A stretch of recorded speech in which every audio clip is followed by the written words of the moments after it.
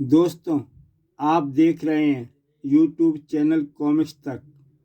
आज की कहानी का नाम है तोशी की प्रेत आत्मा। डॉक्टर फंटासी ने डबोली नामक एक सर्प को डायनासोर बना डाला। उसे जमीन के अंदर 1000 फुट नीचे उतार डाला। डबोली पाताल में सर्पदेश जा पहुंचा, जहां तोशी से उसका युद्ध हुआ। सफलता तो मुझे मिल गई, लेकिन असली सफलता मुझे तब मिलेगी जब सर्वदेश पर मेरा कब्जा होगा। मैं अपने कंप्यूटर पर डबोली की तस्वीरें देख सकता हूँ, और जो कुछ वह देखे उसके चित्र भी कंप्यूटर पर उतर आते हैं। अगर डबोली के अंग कट जाएंगे तो मैं उसे यहीं बैठे बैठे जोड़ डालूंगा। वह कभी नहीं मर सकता। डबोली को इस समय टनी ने काट कर टुकड़े टुकड़े कर डाले, जबकि तोशी तीरों से घायल हो गया है। लेकिन आश्चर्य की बात यह है कि डबोली की मदद कौन कर रहा है, जो मुझे कंप्यूटर पर दिखाई नहीं देता। वास्तव में डबोली के मददगार दो प्रेत थे, सबाका और सरोपी, जिन्हें तोशी, टनी और नाग बाबा ने खत्म कर डाला, और उनकी आत्मा एक समुद्री गार में अपनी शक्ति बढ़ा रही थी। डबोली, डबोली, क्या तू मर गया? लगता तो यही है सरोपी। इसका जिस्म तो टनी ने काट डाला। दोस्तों, डबोली, सबाका और सरोपी के बारे में जानने के लिए यूट्यूब चैनल कॉमिक्स तक में जाके इनकी बेहतरीन कहानियाँ देख सकते हैं। इसकी मदद से हमने नाग बाबा को अपने गार में बांध डाला। उसके साथ कालू जिन भी बन गया। हमारी प्रेत शक्ति का सिर्फ कालू जिन रोक सकता था। अब कौन है सर्वदेश में जो हमें रोकेगा? अगर हमारे शरीर नष्ट न हो गए होते तो हम उसे धारण करके साकार हो उठते। उसके खत्म होने से हम केवल प्रेत रूप बन गए हैं। स्वरूपी, हमारी आत्मा किसी कमजोर शक्ति को कब्जे में करके उसके अंदर वास कर सकती हैं। हाँ, या फिर किसी मुद्दे में हमारी आत्माएं घुस सकती हैं। अगर मुझे मेरी शक्ति मिल जाती तो मैं इच्छाधारी नागिन बन जाती। स्वरूपी इच्छाधारी नागिन थी। टनी ने पिछले जन्म में उसके पति सवाका की हत्या कर डाली थी। मैं तुम्हारे मुर्दा जिस्म को जीवित करने के लिए टनी की बलि चढ़ाना चाहती थी। काश ऐसा हो जाता तो हम दोनों प्रेत बनते बनते जीवित रहते। बीती बातों को भूल जाओ स्वरूपी। अब तो हमें सिर्फ इंतकाम से जीना है। इंतकाम। अब डबोली भी नहीं रहा। हमें तोशी के घायल शरीर को तलाश करके सबसे पहले उसी को ख़त्म करना चाहिए। फिर मैं उसका शरीर धारण कर सकता हूँ। फंटासी रात होने की प्रतीक्षा में था। अंधेरा होते ही मैं इसके अंग जोड़कर इसे जीवित कर डालूंगा। सरोपी और सवाका की आत्माएं महल के आसपास मंडरा रही थीं। जैसे ही तोशी की मृत्यु हो जाएगी, मैं उसके शरीर में अपना स्थान बना डालूंगा। जब तक तोशी त्रिका है, उसके भीतर उसके दूसरे शरीर में भी आत्माओं का वास रहेगा। इसलिए जीते जी मैं उसके शरीर में नहीं घुस सकता। तब तो हमें उसी जगह मौजूद रहना चाहिए जहां उसका घायल शरीर पड़ा है। चलो महल का चक्कर लगाकर आते हैं। उसके घायल शरीर को महल में ही रखा गया होगा। दोनों आत्माएं महल में दाखिल हो गईं। यहाँ तो पहरेदारों के सिवा कोई नजर नहीं आता। दोनों शयन कक्ष में पहुंचे। यहाँ तो कोई भी नहीं है। अप्सरा भी मौजूद नहीं, टनी भी नहीं। कहाँ गए सब? सरोपी और सवाका ने सब महल छान मारे, परंतु घायल तोशी का पता नहीं लग सका। लगता है तोशी के घायल शरीर को कहीं दूसरी जगह रखा गया है। हम आत्मा है सवाका। यहाँ का राजवेद सजीवन तोशी का उपचार करने जरूर जाएगा, और तब हम राजवेद तोशी के घायल शरीर का पता करेंगे। लेकिन कहाँ? और उस घायल अवस्था में ख़त्म कर डालेंगे। दोनों सजीवन वेद के घर पहुंच गए। सजीवन वेद भी यहाँ मौजूद नहीं है। अब क्या करें? उसका इंतजार। तोसी का घायल शरीर टनी ने अज्ञात महल में रखा था। अब तोसी खतरे से बाहर है। लेकिन प्रश्न यह है कि पिताजी पर तीरों की बौछार किसने की? अवश्य डबोली के साथ अदृश्य शक्ति है। मुझे सबसे पहले उसी शक्ति का पता करना होगा। इस बात का पता केवल तांत्रिक ओगासा कर सकता है। उसके पास जुगनू भी है। पहले नागबाबा से आज्ञा लेकर आता हूँ। क्या उनको पिताश्री के घायल होने का पता नहीं है? टनी नागबाबा के आश्रम में पहुंचा। अरे, यहाँ तो नागबाबा की कुटिया ही गायब है। इसका मतलब सर्वदेश में कोई भारी अनिष्ट होने वाला है। मुझे फौरन ओकासा के महल में पहुंचना चाहिए। ओकासा गुफा में था। महागुरु ओकासा, मैं टनी आपकी मदद मांगने आया हूँ। उधर संजीवन वेद जब अपने घर पहुंचा। डिशुम ढड़ाक डिशुम। कौन है? कौन है? बता बुड्ढे, तोसी का घायल शरीर कहाँ रखा है? कौन हो तुम? सामने आओ। बता बुड्ढे, वरना तुझे मार डालेंगे। दोनों आत्माओं ने संजीवन की बेबस करके अज्ञात महल का पता ज्ञात किया। अज्ञात महल में तो टनी का महल है। टनी वहाँ किसी को ले जा सकता है। संजीवन भी अकेला वहाँ नहीं जा सकता। सबाका और स्वरूपी संजीवन के घर में से निकले। अज्ञात महल समुद्र के गर्भ में है। हम तट पर टनी का इंतजार करके उसका पीछा करेंगे। रात को डबोली का जिस्म भी जुड़ गया। हा हा हा, कहाँ है टनी जिसने मुझे तलवार से काट दिया था? डबोली सरोपी और सबाका को ढूंढने लगा। सरोपी, सबाका, तुम कहाँ हो? डबोली, वह तुम्हें फिर काट सकता है। फिलहाल तुम वहीं छिप जाओ। डबोली प्रेतों की गार में आकर छिप गया। यह मेरे लिए सबसे सुरक्षित जगह है। ओकासा को टनी की यंत्रणा मालूम ही थी। जो शक्ति नागबाबा को कैद कर सकती है, कालू जिन को कैद कर सकती है, वह अवश्य पिशाच या प्रेत शक्ति होगी। इसलिए मुझे उससे सावधान रहना पड़ेगा। मैं सबसे पहले तुम्हारे साथ जुगनू को रवाना करता हूँ। जुगनू प्रेत शक्ति को बस में नहीं कर सकता, इसलिए मुझे उसकी शक्तियाँ अंदाज हो जाएगा। मैं स्वयं सर्वदेश में तुम्हारे आसपास अदृश्य रूप में रहूंगा और जैसे ही मुझे उस शक्ति का अंदाजा हो जाएगा, मैं अपना काम कर डालूंगा। ठीक है महात्मा ओकासा। जुगनू, टनी की मदद के लिए रवाना हो जाओ। मैं तैयार हूँ। जुगनू टनी के सिर पर बैठकर रवाना हो गया। जब से मैं ओकासा का गुलाम बना हूँ, मेरी तो दुनिया ही वीरान हो गई। टनी यार, रोज ओकासा की मौत की कामना करता हूँ। इसके मरे बिना अब मेरी मुक्ति संभव नहीं। तू आज़ाद रहकर करेगा क्या? पहले मैं कहीं भी अपनी इच्छा से घूम फिर सकता था और अब इसी गुफा में पड़ा सड़ता रहता हूँ।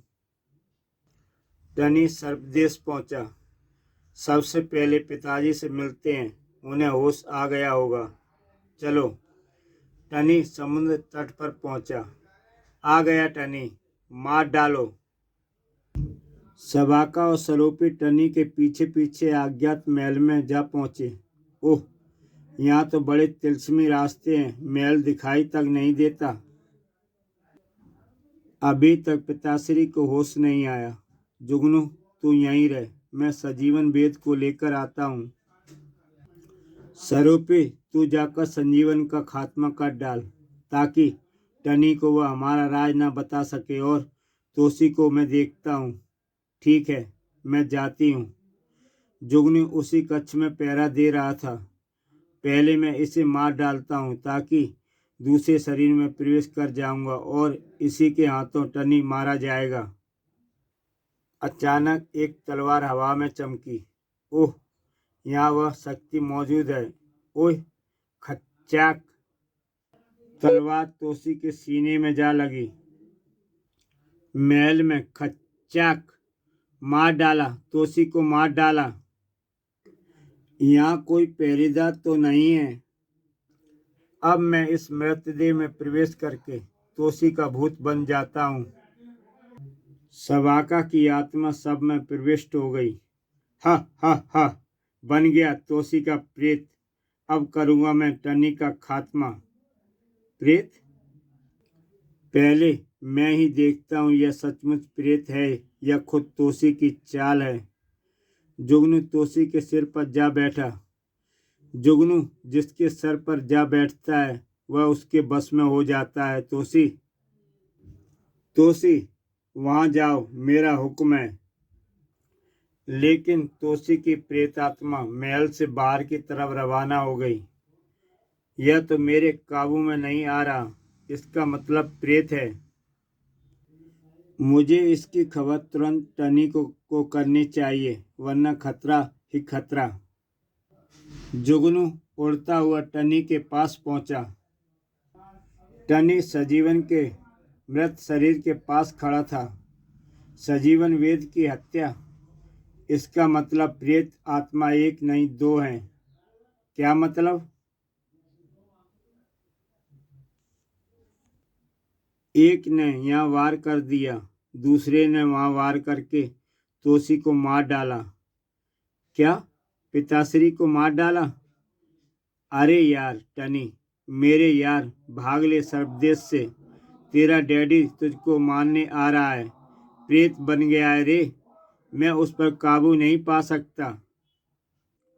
इन्हें तो पता चल गया कि तोसी में प्रेत आत्मा प्रविष्ट हो गई है। कहीं यह फरार ना हो जाए। इसे अभी खत्म कर डालती हूँ। चौकस रहियो प्यारे, मैं चारों तरफ को देखभाल करता हूँ। दूसरी प्रेत आत्मा यहाँ भी हो सकती है। तभी सरोपी ने टनी पर हमला बोल दिया। अबे तलवार चमकती है, ठनाक! सरोपी के हाथ में त्रिशूल चमका। उसने त्रिशूल टनी की ओर उछाल दिया। टनी ने बचाव किया। सरोपी ने बाणों की बौछार कर डाली। टनी तीरों से तीर काटने लगा। टनी हवा में दौड़ने लगा। काश मैं हवा में उड़ सकती। अब मेरे बाण उसके जिस्म को भी नहीं भेद सकते। यह तो साबित हो सका कि प्रेत दो हैं, मगर इनका डबोली से क्या वास्ता था? इस बात का पता तो डबोली ही बता सकता है। मगर डबोली तो मर गया। नहीं युवराज, मैंने डबोली को देखा है समुद्र में छलांग लगाते हुए। मुझे वहां ले चलो। चलिए। वह इसी तट से कूद गया था। उसके बाद अब तक नहीं बाहर आया। मैं तब से इसी जगह छिपा था। टनी ने पानी में उतर गया। चौकस रहना जुगनू, वह पानी में कहीं से भी वार कर सकता है। चौकस हूँ, चारों तरफ देख रहा हूँ। समुद्र की गहराइयों में उतरकर टनी ने सुरंग तलाश कर ही ली। यह सुरंग अंदर गुफा में डबोली सो रहा था। अरे यार डबोली! अरे यहाँ तो नाग बाबा और कालू जिन भी हैं। टनी ने उन्हें आजाद करने की कोशिश की। नाग बाबा, नाग बाबा! नाग बाबा मूर्छित थे। इसमें से तो कोई नजर नहीं आता और ना ही जंजीरें दिखाई देती हैं। क्या राज है? राज डबोली जानता होगा। इसे जगा लो। टनी ने एक तीर मारा। डबोली जाग उठा। कौन है बे?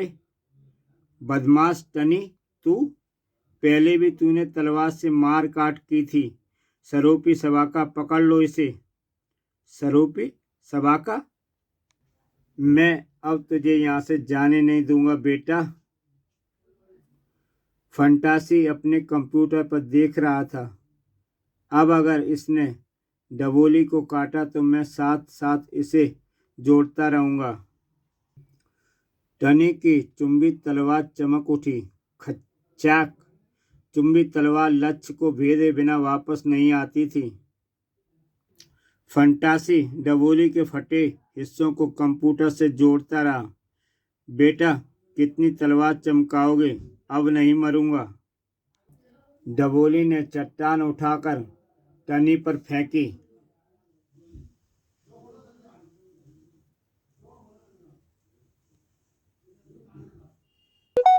बाहर निकलने का रास्ता भी बंद करता हूँ इसका। डबोली ने सुरंग के रास्ते पर एक बड़ी चट्टान लगा दी। इसे हिला भी नहीं सकता तू। अब बाहर निकलेगा कैसे? दिखा। अब तू कहाँ जाएगा बचकर? टनी ने डबोली पर जलती मशाल छोड़ी। क्यों अमूल्य जीवन बर्बाद कर रहे हो? मैं इसे अभी अपने बस में करता हूँ। जुगनू डबोली के सिर पर जा बैठा। चल वे भूंगा, बन जा, बहुत चट्टानें तोड़ी है तूने।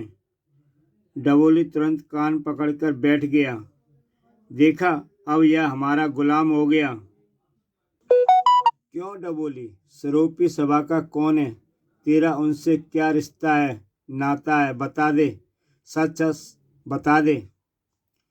डबोली ने सब कुछ बताना शुरू कर दिया। सरोपी और सभा का दोनों प्रेत हैं, हस्बैंड वाइफ हैं, मेरे गुलाम हैं। फंटासी चौका। डबोली उसके नियंत्रण में नहीं था। इसे क्या हो गया? इसके सिर पर क्या अजीब सा जोकर बैठा है? फंटासी ने तुरंत डबोली की मस्तिष्क को कंप्यूटर के नियंत्रण में रखा। अब इसकी अपनी सोच खत्म कर कंप्यूटर की सोच से नियंत्रण कर दूंगा। डबोली अचानक उठ खड़ा हुआ और डबोली ने जुगनू को खा गया। याहू, मारा मारी बेटा, तेरे टुकड़े करवाने खाऊंगा। हैजा डबोली मेरा नाम है। जुगनू, जुगनू तू कहाँ है? इसके पेट से निकलता हूँ पर वार निकल सकता है। यह मुझे क्या खाएगा? जुगनू डबोली के पेट से बाहर आ गया। डबोली टनी पर टूट पड़ा। जुगनू दोबारा डबोली के सिर पर जा बैठा। चल वे सलाम कर टनी को। अबे सलाम ऐसे होता है। दूसरी तरफ यह क्या बला है जो डबोली के पेट से भी बाहर आ गया और दोबारा उसके सिर पर जा बैठा। टनी, इस पर मेरा जादू काम नहीं कर रहा। तू सांप बनकर किसी बिल में छिप जा। टनी सांप बनकर एक बिल में जा छिपा। कहाँ गायब हो गया? अब यहाँ छिपकर सारा तमाशा देखते रहो। जैसे ही वह खुद बाहर निकलने के लिए चट्टान हटाएगा तभी निकल जाना। सरोपी सभा का नंदी, आओ, तुम्हारा दुश्मन यहाँ फंस गया है, कहीं छिप गया है। सबाका की आत्मा तोसी के भीतर थी। बार बार डबोली का संदेश मिल रहा है। वह बुला रहा है, मुझे उसके पास पहुंचना चाहिए। मैं भी कितना मूर्ख हूँ, रास्ता तो बंद करवाया है। सरोपी सबाका आएंगे फिर किधर से? डबोली ने बंद सुरंग की लगाई चट्टान हटा दी। भाग ले टनी, यही मौका है। जब यहाँ नागबाबा तक कैद हैं फिर मेरी तेरी क्या बिसात। सर्परूप में टनी गार से सुरंग के बाहर आ गया। मगर डबोली तेरे बस में क्यों नहीं आ रहा जुगनू? पहले तो वह बस में आ गया था मगर बाद में पता नहीं क्या हुआ। मुझे लगता है डबोली के दिमाग पर किसी का तो नियंत्रण है और रात्रि का नियंत्रण है। डबोली का दिमाग किसी और के कब्जे में है और जिसका उस पर नियंत्रण है वह हमारे सामने है नहीं। नहीं, प्रेतों का होता तो वह खुद यहाँ आ जाते। कहीं उन प्रेतों का तो नहीं? फिलहाल हम ओकासा को यह बात समझाते हैं कि सरोपी और सभा का मृत्यु के बाद प्रेत बनकर हमसे बदला लेने यहाँ आ पहुँचे हैं और यह गार उनका ठिकाना बन गया है। मैं चाहता हूँ कि ओकासा यहाँ पहुँचे और डबोली उसे गच्चा कर खा जाए। जैसे ही टनी समुद्र से बाहर निकला, तोसी ने टनी पर हमला बोल दिया। पिताश्री, पिताश्री, नहीं टनी, पिताश्री का प्रेत। तोसी का प्रेत टनी को एक बार फिर उसे सुरंग में पकड़वा के ले आया। टपाक। अबे तू हाथ पांव रोके क्यों पिट रहा है? यह तोसी का भूत है। लो मारो इसे। तूने ही पिछले जन्म में मेरी हत्या की थी। पिताश्री, मेरा हाथ नहीं उठाना जुगनू, तब तो तेरी भी मौत आ गई। जुगनू, मैं पिताश्री पर हाथ नहीं उठा सकता। आखिरकार टनी को अपनी तलवार प्रकट करनी ही पड़ी। सावधान पिताश्री के प्रेत। अबे बाप बेटे लड़ रहे हैं, माजरा क्या है? मैं चला ओकासा के पास। जुगनू निकला और जुगनू वहां से रवाना हो गया। तभी सरोपी भी आ गई। सरोपी, सरोपी देख, बाप बेटे लड़ रहे हैं। मैं सबाका हूँ सरोपी, तोसी का शरीर धारण कर चुका हूँ। सरोपी ने टनी पर जंजीर फेंकी। टनी बंध चुका था, जंजीरों में जकड़ चुका था। अब हमारा इंतकाम पूरा हुआ। टनी और नागबाबा का खात्मा हम इसी जगह कर डालेंगे। डबोली, यह सबाका है, तोसी को मारकर इसके शरीर में घुस गया। कमाल है। और अब मैं तुम्हारे लिए अप्सरा का जिस्म उसकी आत्मा से खाली करूँगा। चलो डबोली, अब हम तोसी के महल में चलकर राजगद्दी संभालेंगे। फिर मैं अप्सरा को मारकर सरोपी की आत्मा के लिए जिस्म दे दूंगा। चलो। जब तक हम यहाँ नहीं आएंगे तब तक सुरंग का रास्ता बंद कर डालो। मैं एक चट्टान तोड़कर इसे बंद कर देता हूँ। डबोली ने सुरंग के रास्ते में चट्टान गिरा दी। तीनों समुद्र से बाहर आ गए। सर्पदेशवासियों, डबोली अब हमारा मित्र बन गया है। यह किसी का नुकसान नहीं पहुंचाएगा। सम्राट तोसी की जय हो, महाबली की जय हो। तोसी का प्रेत महल में जा पहुंचा। दरबार के सभी मंत्रियों को बुलाया जाए। आज से डबोली सर्पदेश का सेनापति होगा। डबोली को सेनापति बना दिया गया। सेनापति की जश्न अदा आज ही होगी। महल में जश्न मनाया जाए। यह महाराज को क्या हो गया? आज तक तो दरबार में नाच गाना नहीं हुआ था और आज हम खुशी में मदिरा पिएंगे। सम्राट मदिरा पी रहे हैं, हम भी डांस करेंगे। जुगनू ओकासा के पास पहुंच गया। चट्टम चट्टम चाम चिम, उठ जा मेरे मुर्दे, खड़ा हो जा। गुरु गुरु, क्या कर रहे हो? ओकासा मुर्दे पर अपना मंत्र चला रहा था। हे मुर्दा स्त्री, अब मैं तेरी शक्ल बदलूंगा। ओकासा ने अपने मंत्रों की शक्ति से सुंदर स्त्री को अप्सरा बना दिया। यह मेरा माया जाल है जुगनू। मगध तोसी भूत बन गया, टनी बंदी बन गया। नाग बाबा, मुझे सब ज्ञात है। तू जहाँ भी जाएगा जुगनू, वहाँ का हाल मुझसे छिपा नहीं रहता। ओसाका जुगनू द्वारा देखा गया दृश्य सारे अपने मस्तिष्क में देख लेता है। हैं? स्त्री, जा तोसी के महल में पहुंच जा। अब सबाका सरोपी को अप्सरा का शरीर देने के लिए बेताब हो जा। अप्सरा बनी मुर्दा औरत महल में जा पहुंची। तोसी का प्रेत शयन कक्ष में पहुंचा। जानेमन, कहाँ है रानी? मैं यहाँ हूँ स्वामी। तो देर कैसे, कर देते हैं तेरा भी काम तमाम। खच्चाक। चलो सरोपी, यह मर गई, इसका शरीर धारण कर लो। जैसे ही स्वरूपी ने मुर्दा जिस्म धारण किया, बचाओ बचाओ, क्या हुआ? ओशा का मंत्र चला रहे थे। मैं जल रही हूँ, मैं जल रही हूँ। तोसी आवाज लगाने लगा, स्वरूपी स्वरूपी स्वरूपी। दूसरी तरफ एक से तो खत्म हुआ, अब दूसरे की बारी है। दोस्तों, आगे क्या हुआ देखने के लिए YouTube चैनल कॉमिक्स तक में जाके इसका अगला भाग देख सकते हैं, जिसका नाम है कांप उठा पाताल।